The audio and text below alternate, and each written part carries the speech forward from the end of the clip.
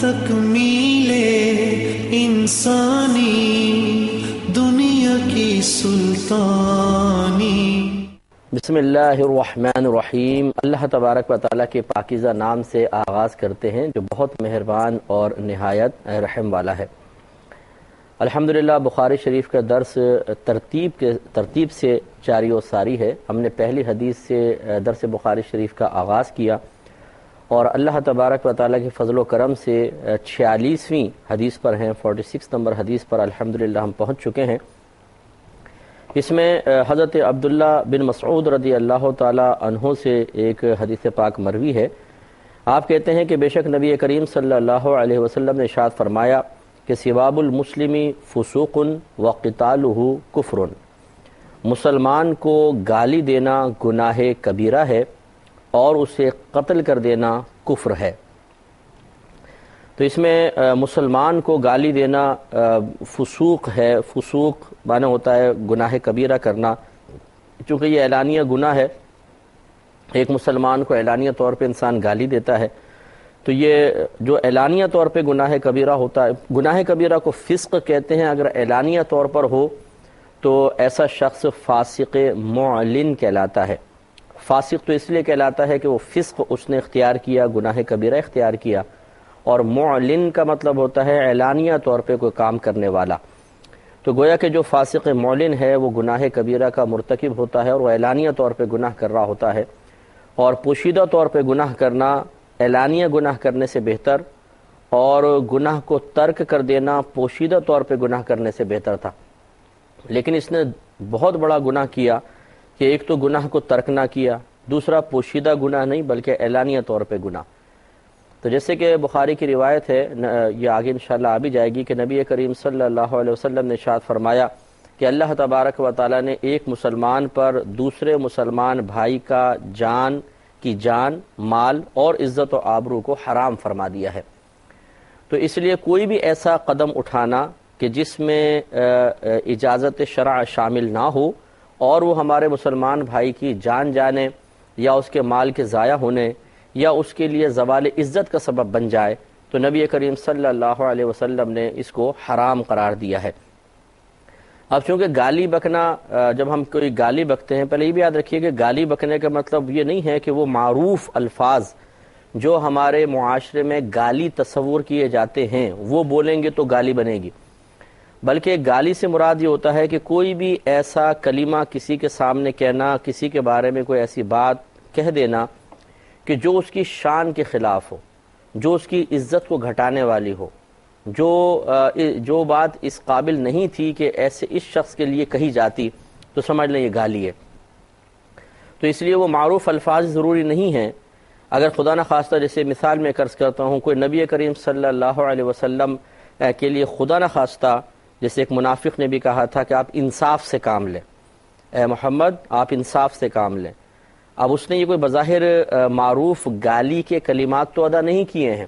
لیکن یہ بھی ایک گالی ہے، اس لیے کہ یہ الفاظ ایسے ہیں کہ نبی کریم صلی اللہ علیہ وسلم کی شان کے لائق نہیں، کہ خدا نخواستہ آپ کے عمل مبارکہ کو دیکھ کر یہ احساس دلانے کی کوشش کرنا کہ شاید آپ بے انصافی کر رہے ہیں تو انصاف کی طرف مائل ہوں، یقیناً یہ شان رسالت صلی اللہ علیہ وسلم کے یکسر خلاف ہے، تو اس کو بھی گالی شمار کیا جائے گا۔ تو خلاصہ کلام یہ ہے کہ اپنے مسلمان بھائی کو گالی دینا نبی کریم صلی اللہ علیہ وسلم نے گناہ کبیرہ قرار دیا۔ اس کا مطلب ہے کہ کوئی بھی شریف شخص ہے اسے ایسی بات کہہ دینا، اس کی شان کے لائق، اس کے شان کے خلاف بات کہنا کہ جو اس کے لیے اس کی عزت کے گھٹنے کم ہونے کا سبب و ذریعہ بن سکتی ہو، چاہے عزت گھٹے یا کم ہو یا نہ ہو، لیکن بن سکتی ہے، تو سمجھ لے وہ گالی ہے اور وہ گناہ کبیرہ ہے۔ دوسرا، نبی کریم صلی اللہ علیہ وسلم نے ارشاد فرمایا کہ مسلمان بھائی کو قتل کر دینا کفر ہے۔ اب قرآن عظیم میں واضح طور پہ اللہ تبارک و تعالیٰ نے ارشاد فرمایا کہ اللہ تعالیٰ شرک کو نہیں بخشے گا، اس کے علاوہ جو بھی گناہ کوئی کر لے اللہ تعالیٰ چاہے تو اس کو بخش دے گا اور چاہے تو عذاب دے گا۔ صرف شرک کے بارے میں اللہ تعالیٰ نے ارشاد فرمایا کہ اللہ تعالیٰ شرک کو نہیں بخشے گا۔ یہ میں تفصیل اس لیے عرض کر رہا ہوں کہ اس مسئلے تک پہنچنے کے لیے پہلے اس بات کو سمجھ لیں، اور اس میں بھی یہ ضرور ہے کہ جو شخص شرک کرتا ہوا مر گیا اس کے لیے یہ ہے کہ اللہ تعالیٰ اس کو نہیں بخشے گا، وہ ضرور جہنم میں جائے گا۔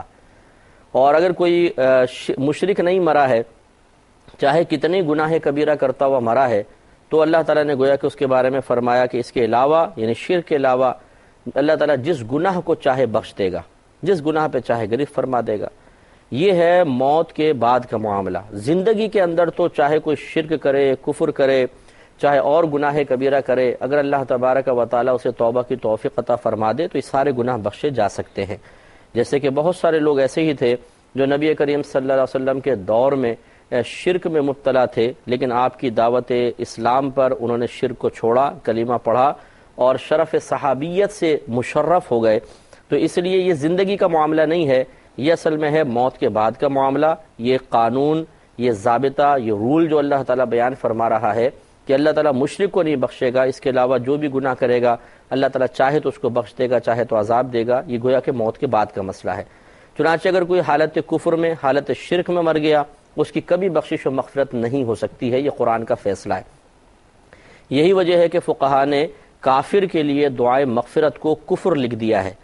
وجہ اس کی یہ ہے کہ جب اللہ تعالیٰ نے فیصلہ فرما دیا کہ جو حالت کفر میں مرے گا اس کو نہیں بخشے گا، تو دعائے مغفرت کا مطلب ہے اس کی بخشش کے لیے دعا کرنا۔ تو ایک طرف اللہ تعالیٰ فرما رہا ہے اللہ تعالیٰ اس کو نہیں بخشے گا، اور ہم کہہ رہے ہیں اللہ تعالیٰ اس کو بخش دے۔ گویا کہ ہمیں وعدہ خداوندی یا خبر خداوندی پر اعتماد نہیں ہے، ہمیں شاید شک ہے کہ اللہ تعالیٰ نے فرمایا تو ہے میں نہیں بخشوں گا، ہو سکتا ہے بخش بھی دے۔ تو اس کا مطلب یہ ہوا کہ ہم اللہ تبارک و تعالیٰ کے فرمان پہ کامل یقین نہیں رکھتے ہیں، بلکہ ہم نے اس کو شک کی نگاہ سے دیکھا ہے۔ اس وجہ سے فقہا نے اس پر حکم کفر ارشاد فرمایا، لہٰذا کسی کافر کے لیے دعائے مغفرت نہیں کر سکتے ہیں۔ تو اب نبی کریم صلی اللہ علیہ وسلم نے ارشاد فرمایا کہ مسلمان کو قتل کرنا کفر ہے۔ ابھی ہماری بیان کردہ تفصیل سے آپ جان گئے ہوں گے کہ دنیا میں اگر کوئی انسان شرک اور کفر میں بھی مبتلا ہو تو اللہ تبارک و تعالی اس کی بخشش و مغفرت فرما دیا کرتا ہے اور اس کی توبہ قبول فرما لیتا ہے، لیکن مرنے کے بعد کفر اور شرک کی بخشش نہیں ہوگی۔ دوسری بات یہ ہے کہ خودکشی کا معاملہ کئی دفعہ پیش آیا ہے، نبی کریم صلی اللہ علیہ وسلم کے دور میں کئی لوگوں نے خودکشی کی ہے، اور مسلم شریف کی روایت ہے کہ ایک شخص کے لیے نبی کریم صلی اللہ علیہ وسلم نے اس کی خودکشی کرنے کے بعد دعائے مغفرت فرمائی ہے۔ اس سے احناف نے یہ استدلال کیا کہ اگر دنیا میں کوئی شخص گناہ کبیرہ کا مرتکب ہو جائے تو وہ اس سے کافر نہیں ہوتا ہے، کیونکہ اگر انسان کافر ہوتا تو اپنی جان کو ہلاک کرنا دوسرے کی جان کو ہلاک کرنے سے بڑا گناہ کبیرہ ہے، یہ زیادہ خطرناک، زیادہ بڑا گناہ کبیرہ ہے۔ تو ایسا شخص پھر ضرور کافر ہونا چاہیے تھا، اور اگر کافر ہو جاتا تو جیسے میں نے بھی آپ کو بتایا کہ کافر کے لیے دعائے مغفرت کرنا شرعاً ممنوع ہے، تو نبی کریم صلی اللہ علیہ وسلم کبھی بھی اس شخص کے لیے دعائے مغفرت نہ فرماتے۔ نتیجہ یہ نکلا جو کہ فقہ حنفی کا مسلمہ اصول ہے، قاعدہ ہے، ضابطہ ہے کہ اگر کوئی شخص شرک کے علاوہ، کفر کے علاوہ کتنا ہی بڑا گناہ کبیرہ کر لے اس سے وہ کافر نہیں ہوگا، یہ ہمارا مطلب مسلمہ اصول ہے۔ لہٰذا اب ان تمام تفصیل کی روشنی میں آپ اس کو دیکھنا ہوگا کہ نبی کریم صلی اللہ علیہ وسلم نے ارشاد فرمایا کہ مسلمان کو قتل کرنا کفر ہے۔ تو اب یہ سرکار کیسے اس کو کفر فرما رہے ہیں؟ حالانکہ مسلمان کو قتل کرنا یہ چھوٹا گناہ ہے، اور اپنی جان کو ہلاک کرنا اس سے بڑھ کر گناہ ہے۔ اگرچہ یہ چھوٹا گناہ دوسروں کے مقابلے میں نہیں ہے، بہت بڑا گناہ ہے، لیکن اپنی جان کو ہلاک کرنا، دوسرے کی جان کو ہلاک کرنا، ان دونوں میں موازنہ کیا جائے تو اپنی جان کو ہلاک کرنا بڑا گناہ ہے، اور اس شخص کے لیے سرکار دعائے مغفرت فرما رہے ہیں۔ اس سے معلوم یہ ہوا کہ اس حدیث میں، ان الفاظ میں ضرور کوئی نہ کوئی ایسا مفہوم پوشیدہ ہے جس کو ہمیں تلاش کر کے نبی کریم صلی اللہ علیہ وسلم کے درست مقصود کو حاصل کرنا ہوگا۔ لہٰذا پھر شارحین نے ارشاد فرمایا کہ نبی کریم صلی اللہ علیہ وسلم کے کہنے کا مقصود دو ہو سکتے ہیں۔ ایک تو حقیقتاً کافر کہنا مقصود نہیں ہے، بلکہ بعض اوقات ہم کسی چیز کی تغلیظ بیان کرنا چاہتے ہیں، کسی چیز کی برائی اور قباحت کو بیان کرنا چاہتے ہیں تو سخت قسم کے الفاظ کہہ دیتے ہیں۔ مثلا ایک آدمی بہت زیادہ شرارتیں کرتا ہے، ہم بولتے ہیں تم تو پورے شیطان ہو، تو کیا اس کو واقعی شیطان کہنا مقصود ہے؟ شیطان تو جن ہے اور اللہ تبارک و تعالیٰ کی بارگاہ سے مردود کیا گیا ہے، لیکن یہاں ایسا نہیں ہے، بلکہ ہم چاہتے یہ ہیں کہ اس کو اس کے افعال، اس کے اعمال کی قباحت کا احساس دلائیں کہ تم یہ بہت غلط کام کر رہے ہو، بالکل ایسا جیسے شیطان۔ تو اسی طریقے سے یہاں بھی ایسا ہی ہو سکتا ہے کہ نبی کریم صلی اللہ علیہ وسلم گویا کہ فرما رہے ہیں کہ جس نے کسی مسلمان بھائی کو قتل کیا یہ اتنا برا ہے جیسے کفر اختیار کر لینا. تو صرف برائی کا بیان مقصود ہے، حقیقتاً کافر قرار دینا مقصود نہیں ہے. دوسرا اس میں جو پہلو نکلتا ہے، یہ بھی علماء احناف کا ایک مسلمہ قاعدہ ضابطہ ہے کہ اگر کوئی شخص کسی حرام قطعی چیز کو حلال سمجھ کے کر لے تو وہ کافر ہو جائے گا. حرام قطعی کا مطلب یہ ہے کہ اس چیز کا حرام ہونا، اس کی حرمت ایسی دلیل سے ثابت ہو جس میں شک و شبے کی کوئی گنجائش نہ ہو. جیسے مثال کے طور پر چوری، اس پہ حد قرآن میں بیان ہوئی تو چوری کرنا حرام قطعی ہے، سود لینا حرام قطعی ہے. اب کوئی معاذ اللہ ثم معاذ اللہ سود لے اور کہے میں تو اس کو اپنے لیے حلال سمجھتا ہوں، یہ چوری کرے اور کہے کہ میں چوری کو حلال سمجھتا ہوں، وہ کافر ہو جائے گا. وہ اس وجہ سے نہیں کہ وہ گناہ کبیرہ کر رہا ہے، بلکہ اس وجہ سے کہ اللہ تبارک و تعالی نے اسے حرام قطعی طور پہ حرام فرمایا اور ایک شخص اسے حرام کے بجائے حلال سمجھتا ہے تو گویا کہ وہ اللہ تبارک و تعالی کے فرمان کا، اللہ تبارک و تعالی کے حکم کا انکار کر رہا ہے. کہ اللہ تعالیٰ ایک چیز کو حرام قطعی فرمائے اور وہ کہتا ہے میں اس کو حلال مانوں گا، تو اللہ تبارک و تعالیٰ کے حکم کا انکار کرنے کی بنا پر وہ کافر ہوگا. تو یہاں پر یہ والی دوسری تعویل ہوگی کہ علماء نے ارشاد فرمایا کہ نبی کریم صلی اللہ علیہ وسلم کا مسلمان بھائی کو قتل کرنے پر کفر کا حکم لگانا اس صورت میں ہوگا کہ جب کوئی کسی مسلمان بھائی کو قتل کرے اور اس کے قتل کرنے کو حلال سمجھے، میرے لیے حلال ہے کہ میں اس کو قتل کروں، اور وہ بھی اجازت شرع کے بغیر کرے، کیونکہ بعض صورتوں میں قتل کرنا حلال بھی ہوتا ہے. جیسے مثال کے طور پر ایک شخص نے کسی کو قتل کیا اور مسلمان کو مارا، ہم نے قاتل کو پکڑ لیا اور جب کیس چلا اب اس کو قصاص میں قتل کرنا ہوگا اگر مقتول کے ورثاء راضی نہیں ہوتے تو. اب کورٹ نے مثلا اس کے لیے پھانسی کا فیصلہ کر دیا ہے یا گردن کاٹنے کا فیصلہ کر لیا ہے، تو یہ جلاد جو ہے وہ گردن کاٹے گا یا اسی گلے میں پھندا ڈال کے اس کو پھانسی پہ چڑھائے گا. تو اب یہ بھی تو ایک قتل کرنا ہی ہوا، لیکن یہ اجازت شرع کے ساتھ ہے، لہٰذا اس پر کوئی وبال نہیں ہے. ایسی اگر خدا نخواستہ کوئی شادی شدہ شخص زنا کا مرتکب ہو جاتا ہے تو اگر قوانین شرع کے مطابق اسے سزا دینا مقصود ہو اور اس کا جرم بھی ثابت ہو جائے تو حکم شرع یہ ہے کہ اسے پتھر مار مار کے ہلاک کر دیا جائے، جس کو سنگسار کرنا کہتے ہیں یا عربی میں رجم کرنا کہتے ہیں. اب یہ بھی ایک مسلمان بھائی کو مارنا ہے، قتل کرنا ہے، لیکن شریعت نے اس کی اجازت دی ہے. تو خلاصہ کلام اب یہ ہوا کہ نبی کریم صلی اللہ علیہ وسلم کے اس فرمان عالی شان کے دو مفہوم ہو سکتے ہیں. پہلا مفہوم تو یہ کہ جس نے کسی مسلمان کو قتل کیا وہ کافر تو نہیں ہوگا، لیکن اس نے اتنا برا کام کیا ہے جیسے کفر برا ہے، صرف برائی بیان کرنا مقصود ہے. یا پھر اس کا مطلب یہ ہوگا کہ نبی کریم صلی اللہ علیہ وسلم یہ فرمانا چاہتے ہیں کہ جس نے کسی مسلمان بھائی کو بلا اجازت شرعیہ حلال سمجھ کر قتل کیا تو وہ شخص کافر ہو جائے گا. چنانچہ نتیجہ یہ نکلا کہ اگر کوئی کسی مسلمان کو حرام سمجھ کر ہی مارتا ہے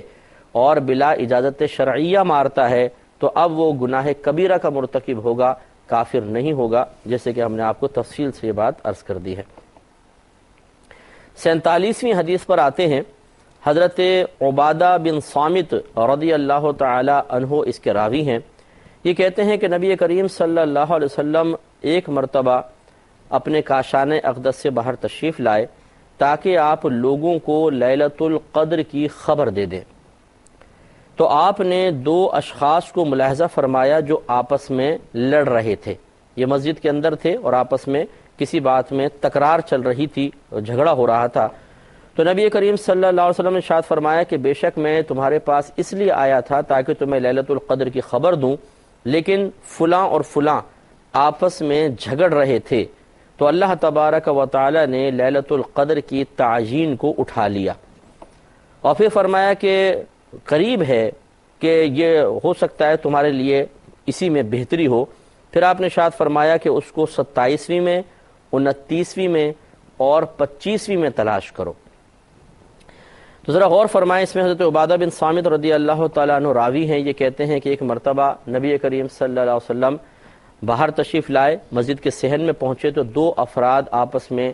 بلند آواز سے تکرار کر رہے تھے، ایک جھگڑا سا چل رہا تھا۔ علماء نے فرمایا کہ ایک تو ان میں عبداللہ بن ابی حضرت رضی اللہ تعالی عنہ تھے، اور دوسرے جو تھے وہ کعب بن مالک رضی اللہ تعالیٰ عنہ تھے۔ یہ دونوں صحابی تھے اور ان کی تکرار چل رہی تھی، اور مسئلہ یہ تھا کہ حضرت کعب بن مالک رضی اللہ تعالیٰ عنہ نے حضرت عبداللہ بن ابی حضرت رضی اللہ تعالیٰ عنہ کو کچھ قرضہ دیا تھا، اور وہ قرض کی ادائیگی میں تھوڑا سا ان سے تاخیر ہو گئی تھی، تو اب یہ سختی سے مطالبہ کر رہے تھے، گویا کہ جیسے ہم آپس میں کرتے ہیں کہ بھئی اتنا لیٹ ہو گیا، آپ مجھے پیسے کیوں نہیں دیتے ہیں وغیرہ وغیرہ۔ یہ آپس میں تھوڑی تکرار چل رہی تھی اور اس میں آواز بلند ہو گئی تھی۔ لہٰذا یہ خدا نخواستہ کوئی بدگمانی کی ضرورت نہیں ہے کہ اس دور میں صحابہ کرام تھے، کیا وہ ہاتھا پائی کر رہے تھے، کیا وہ بیجا کسی چیز پہ جھگڑ رہے تھے، ایسی بات نہیں تھی۔ بعض لوگ، یہ حدیث ابھی اور بھی کئی جگہ پر آئے گی اور اس میں مختلف چیزیں اور بھی بیان ہو جائیں گی اور وضاحت ہو جائے گی، لیکن بعض لوگ اس حدیث کو بعین ہی بیان کرتے ہوئے معاذ اللہ ثم معاذ اللہ یوں کہہ دیا کرتے ہیں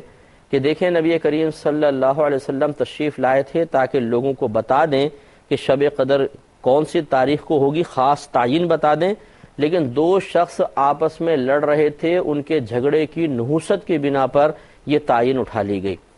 تو معاذ اللہ ثم معاذ اللہ ایسے الفاظ ہرگز ادا نہ کیے جائیں، کیونکہ دونوں جلیل القدر صحابی تھے، اور حضرت کعب بن مالک رضی اللہ تعالی عنہ اپنے قرض کا مطالبہ کر رہے تھے، اور یہ مطالبہ کرنا کوئی ناجائز یا حرام نہیں تھا،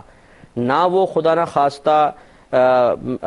حد اعتدال سے آگے بڑھ گئے تھے، جیسے ایک وحشیانہ انداز سے جھگڑتے ہیں، زور زور سے چیخ کے بازاروں کے اندر باتیں ہو رہی ہوتی ہیں اور ایک دوسرے سے مطالبہ ہو رہا ہوتا ہے، ایسے غیر انسانی طریقہ بھی انہوں نے اختیار نہیں کیا تھا۔ ہاں یہ ضرور تھی کہ ان میں آپس میں تکرار چل رہی تھی۔